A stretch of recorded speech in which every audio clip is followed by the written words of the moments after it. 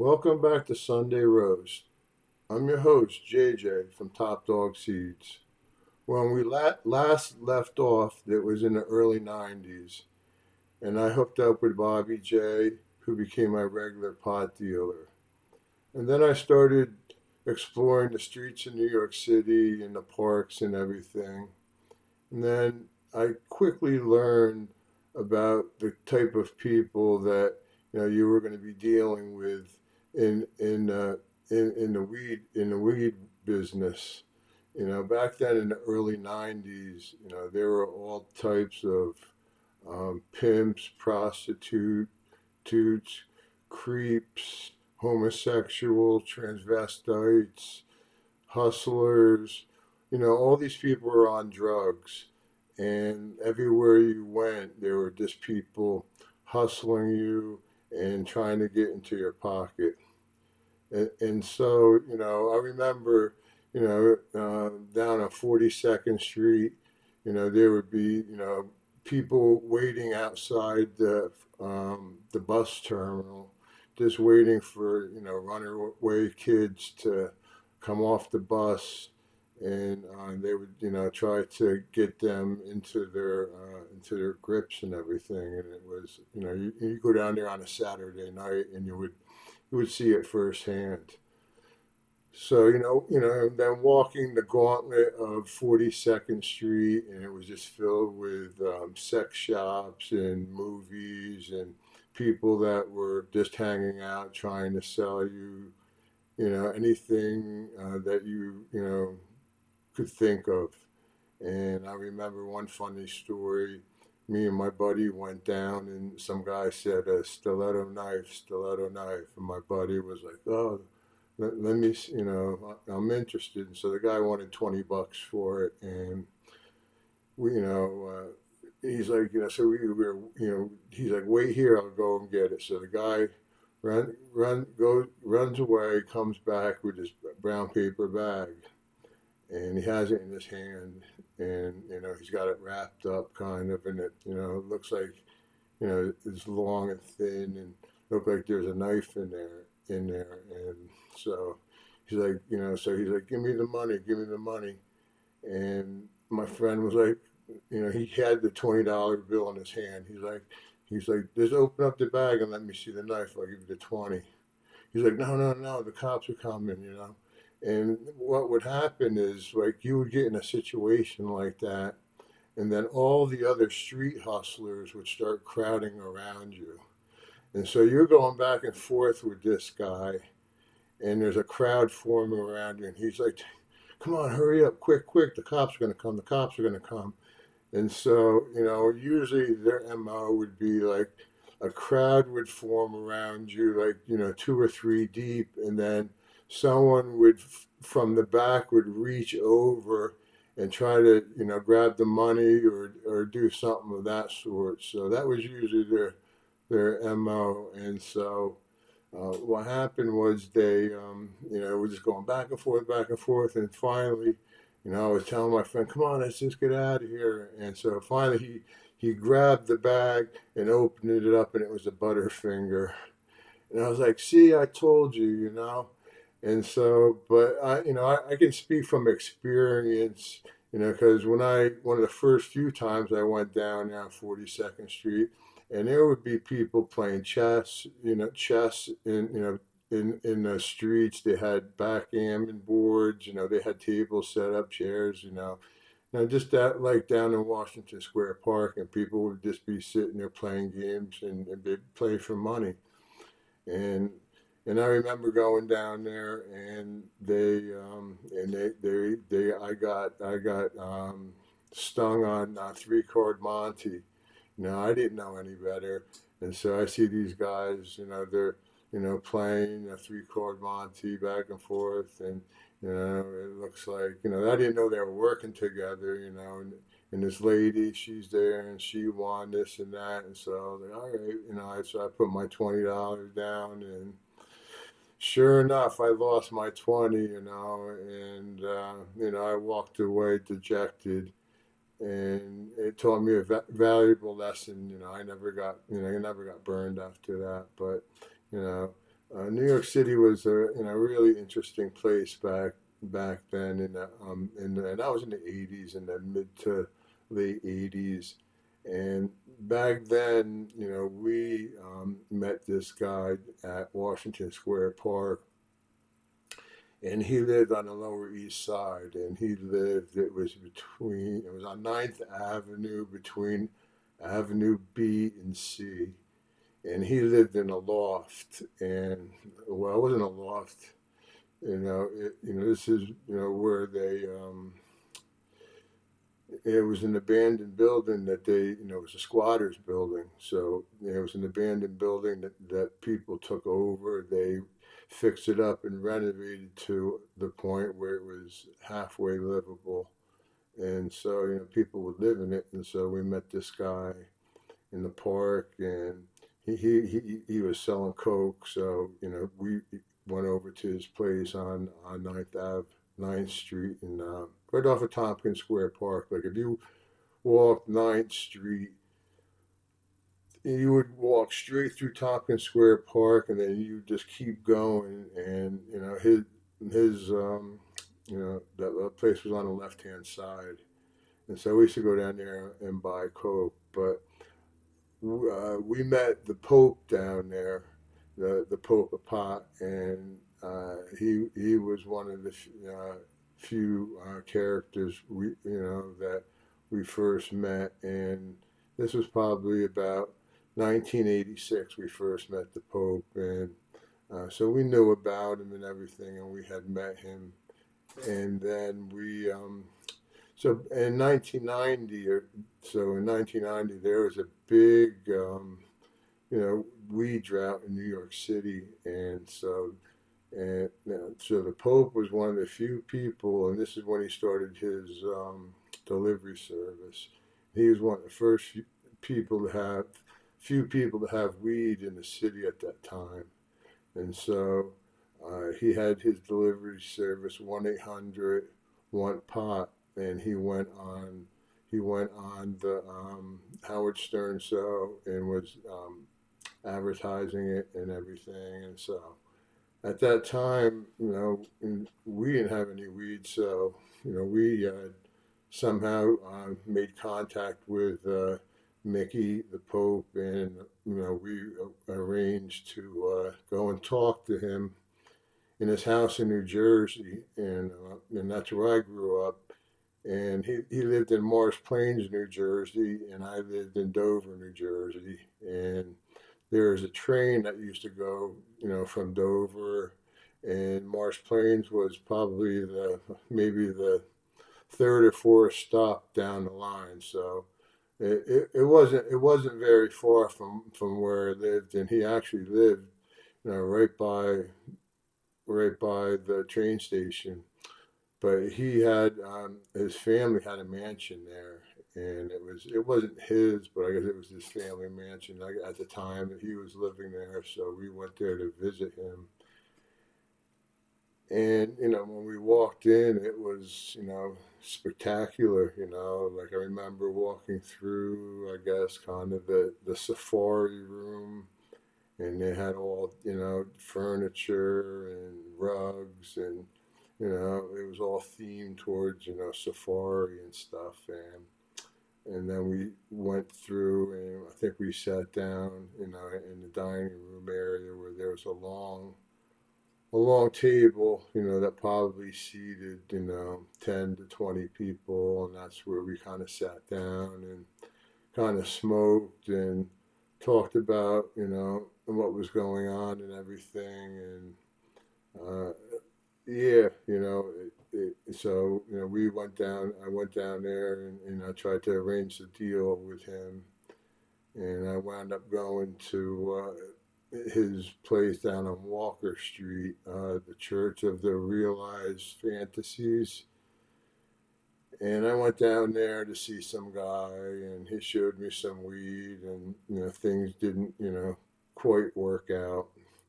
But that was when we were really desperate for weed, and I was just looking for plugs and everything. But at the time, those guys, they were just mostly selling retail, and I was looking for wholesale. So that was the real problem, where they didn't want to really sell any wholesale at the time, because they had such a high demand that they didn't have to do it. So that was my interactions with the Pope and everything. And then just getting back to some of the other characters. That guy Dave, he shot and killed a cop.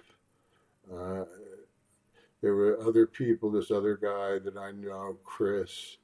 I would say probably 7 years ago, he had a domestic dispute at his house, and I guess that him and his wife got into a big fight, and it just escalated to the point, and he wound up barricading himself in the house and having a shootout with the police. And luckily, no one got injured, but he wound up he's in jail now, and doing 15 years.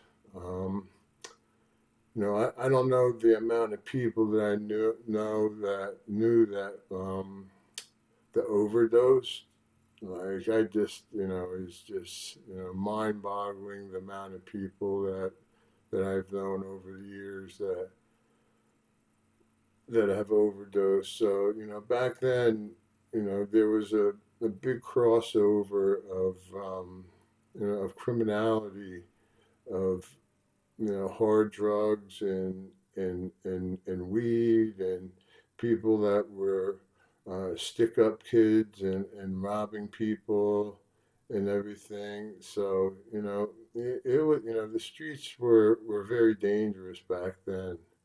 And that's when I ventured out into the park, out into Central Park, and I went out there in 1991 after hearing about it, and I scoped it out and I saw what was going on there. So I wasn't. It was too late in the season, so I decided that I was going to go out the next spring. And so during that winter, there was a really good batch of this really good upper mid Mexi, and we used to call them the Pretendicas, because they were bright green and they had orange hairs, and there were seeds in it, but very few.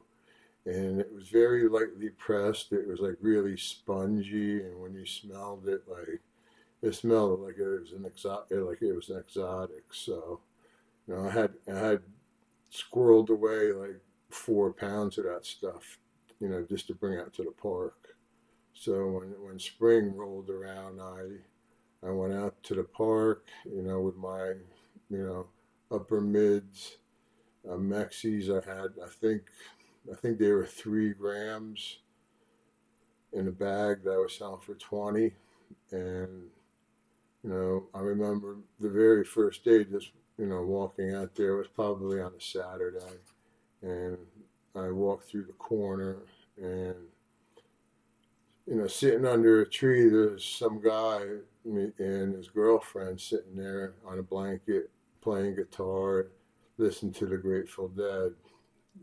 So I knew right away to approach him and ask him, "Hey, you guys want to buy some weed?" And then he says to me, "Do you want to buy some weed?" And so, I sat down, and he broke out his weed, and he had kind bud, he had exotic, and this guy wound up being kind bud Ben was his name. And so he was like this hippie kid that was out there, and so he was one of the first people I met out there. And so after meeting him, went out there and kind of established myself with those upper mids. There was a lot of PCers, and these are guys that were just 99% of them were on drugs, but they used to make their money by hustling bags. So you would give them a bag for, 15 or $20, and they would sell it for 20, $25. So they would make $5 or $10 on each bag, so that's where the PC came up, percentage. And so they were just, referred to as PCers. And so, yeah, so I got established out there, and I also was selling some hash out there. I don't want to say I was one of the first people to sell hash, but at the time nobody was selling hash. So I was selling hash out there. And so the one day I was out there sitting with Ben, and some guy walks up and he's like, "Hey, are you Ben?" He's like, "I've been looking for you." And the guy breaks out all this weed that he grew, and Ben buys 1 or 2 ounces or as much as he could, as much money as he had at the time. And so then he looks at me and says, "Do you want any?" And so I said, "Sure." So I wound up buying up the rest. And really, that guy wound up being the weasel, Mike Klopp. And so, he came in looking for Ben, and that was my first introduction to the weasel. I was lucky to be able to buy an ounce, the rest of his weed there.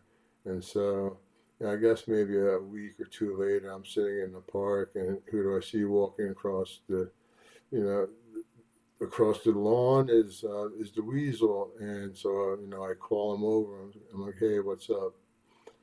And he's like, "Hey, where's Ben? I'm looking for Ben." I'm like, he's not here today." I'm like, "Why? You got weed? Do you want to sell?" And he's like, "Yeah." So, back then, the weasel used to sell everything in quarters, and there were these 6 gram quarters, and they were $100. So, essentially, you were paying, like $400 for 20, 24 grams. But when he started, when I started getting ounces from him, they were full ounces, and that was the price, 400 an ounce. And that stayed, pretty consistent all the way up. It didn't matter if you bought 1 ounce or if you bought a pound. It was still $400 an ounce. And back then I was really happy to be able to pay that because I didn't know any growers or anyone like that. So once I saw, Ben, I mean, Ben wasn't there, and I did business with Mike. After that, we, exchanged numbers, and when he came in on a regular basis, I would buy up all of his weed, and then I reached the point where. He was like, it is. Oh, and back then, when I first started buying weed from him, it was the RFK. It was RFK Skunk 1, 2, and 3. So, it reached a point, where he didn't feel comfortable bringing, large amounts of weed into the park. So he was like, "Yeah, we can meet down at Wetlands, on Tuesdays. They have the Grateful Dead. They have Grateful Dead night." So, we started going down into Wetlands and meeting down there. And he would, I'd hand him the money, he'd hand me a bag, and, he'd hang out for a little while, and then he'd leave, and so, after we did that a couple times, well, after we did our business, then we'd kind of chill and smoke a joint, and so that's kind of where AJ came into play, and he kind of just sniffed us out, like, we were just there smoking, and AJ came up to us and he's like, "Hey, what are you smoking?" And AJ back then, he worked as an intern with this guy named Colin, and so they both worked as an intern, I think, at the Greenpeace meeting, which was before, after the Greenpeace meeting, and then that's when they would have, the drum circle, and everyone would be able to come and have an instrument, and they'd have this drum circle downstairs, and then upstairs would be They would play Grateful Dead music, and they'd like Grateful Dead cover bands. So we'd always used to hang out downstairs and smoke. And back then, AJ, he had access to the back office. So a lot of the times we would, I'd get all the weed, and then we'd bring it back into the back office, and we'd start divvying it up and start smoking and everything. And so that's where I first met AJ. And so when I was up in the park, everything kind of, revolved around, a few different spots. There was the Galaxy, down at Irving Plaza, and that was a diner. And you were able, if you went there and kind of late, like, 11, 11:30, 10, 11:30, when it was kind of slow, we used to go in the back corner and we used to just light up and smoke. And, that was, in the 90s, that was kind of unheard of. But the grill was like really not too far from there, and so a lot of times the fan, would suck up a lot of the smoke, but it would still spill out into the restaurant and everything, and so everyone would be looking at us when we were smoking and everything. So that was one of the things that we would do. But I guess getting back to the park, I was up there. I had met the weasel. I was hustling. You know, I started gaining a lot of customers and everything. And I think a lot of some of the local, guys started to resent me a little bit. And so one day, one of the PC guys came up to me and was like, "Hey, listen, Snake was looking for you." And I'm like, who is Snake? And Snake was this big guy that was probably about 6'6", probably about 350 pounds. And he would just go around and he would just strong arm rob people. People they would set you up on a deal, on a weight deal, and he would just come up to you and pick up your bag and walk away. And there was not much what you were going to do about it.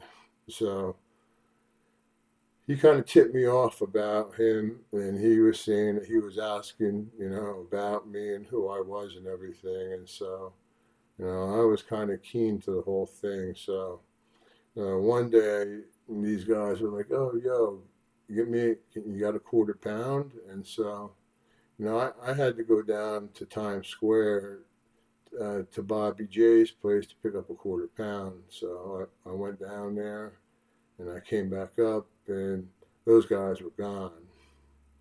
And so, I'm standing, in the middle. And that day, the park, I don't know, it was overcast. It wasn't rainy, but, not a lot of people were out that day. And so I was out in the middle of the park, and who shows up but Snake? And so it was me and my buddy, and he walks up to me and he's asking me, "Oh, you got any weed?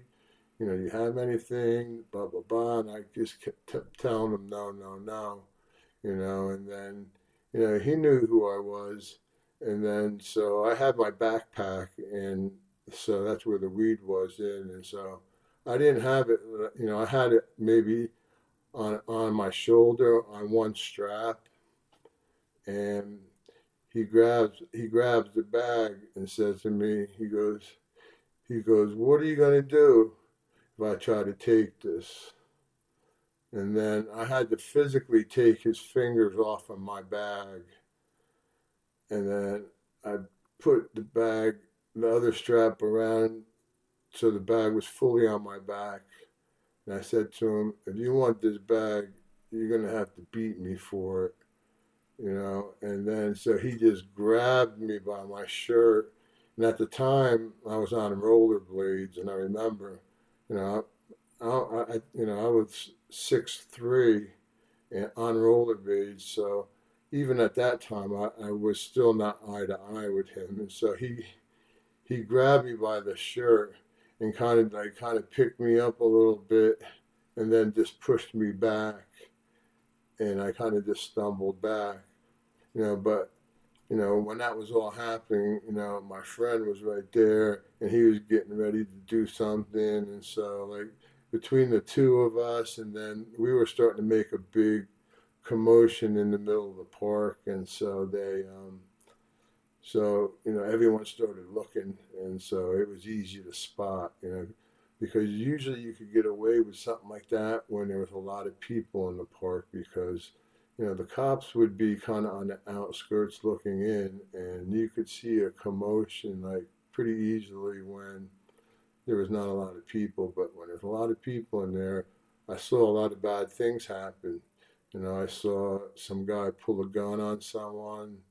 I saw a couple of strong arm robberies try to happen.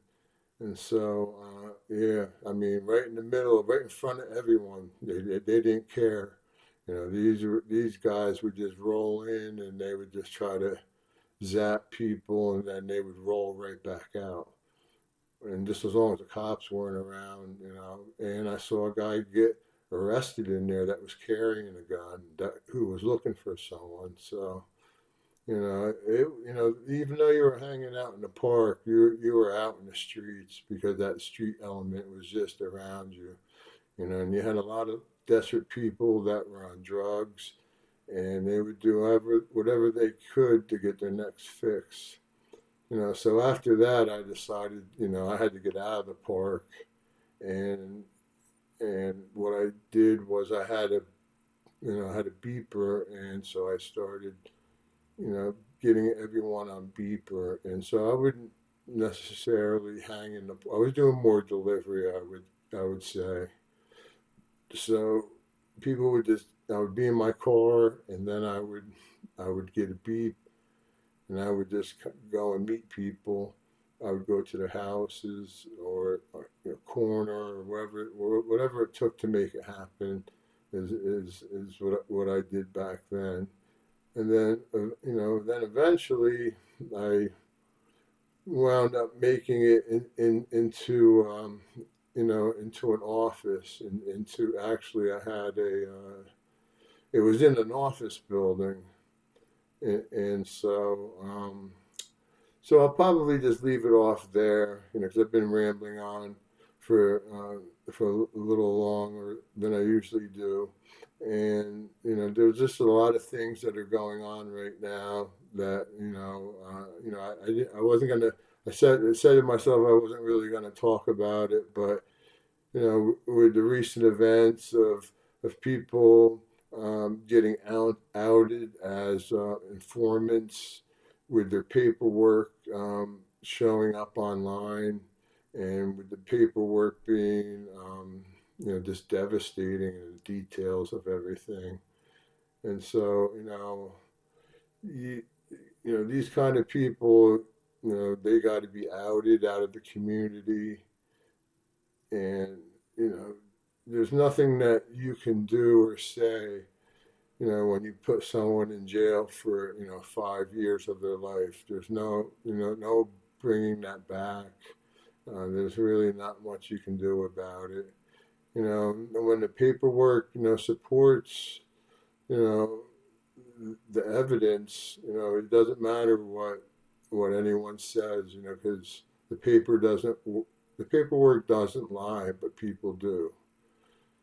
So I appreciate everyone, tuning in, and definitely give us a like, and give us a follow, so we can get to 1,000 subscribers, and we can go live, and I can answer some questions live and everything. And I would just like to add, if you want to get seeds from me, you go to Top Dog email me at topdogseeds@protonmail.com. I'm going to be this week, September 10th and 11th. I'll be at Santa Rosa at the Hall of Flowers, and this will be my first trip back to California, probably since 2018, right when they went legal. And I think the last time I was there was at I think it was the last Santa Rosa High Times Cup, which was a disasterly slow. So it was bad. So after that, I never went back to California. But I'll be back at the Hall of Flowers. I'm looking forward to it. And also, lastly, I'll be in Brooklyn this weekend, September 13th, 1 to 5 p.m. in Bushwick, Brooklyn at 1056 Broadway. So, I appreciate everyone, and till next time.